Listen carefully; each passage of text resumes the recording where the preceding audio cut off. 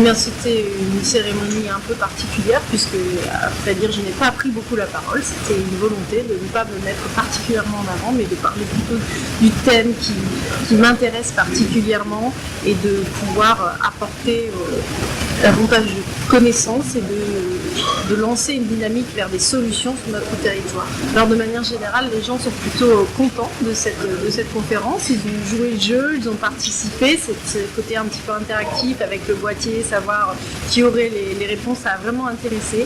Les élus ont conscience du problème, ils ont des solutions à apporter. D'ailleurs, il a été suggéré que l'année prochaine, nous organisions le même genre de conférence, mais en mettant en avant les solutions qui auront été prises sur notre territoire aux 7 défis qui ont été évoqués lors du...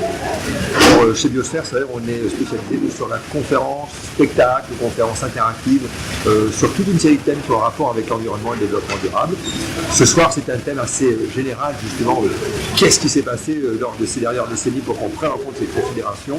Et peut-être que je serai un jour amené à revenir pour qu'on aille un peu plus loin dans le détail sur un de ces grands défis que l'humanité a relevé pour ce 21e siècle. Je crois que tout le monde a été content, on passe un bon moment, on voit des belles images qui sont postées sur le grand écran, c'est ludique et interactif avec ces petits boîtiers de vote.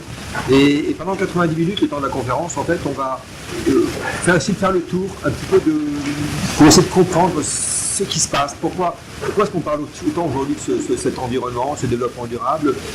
Est-ce qu'il y aurait un véritable risque aujourd'hui d'un effondrement de nos civilisations? Est-ce qu'il y a vraiment certaines mesures que l'on doit prendre en urgence pour essayer d'arriver à contrer tout ça? Ben, c'est ce qu'on a essayé de voir, et je pense que les gens ont aimé le format.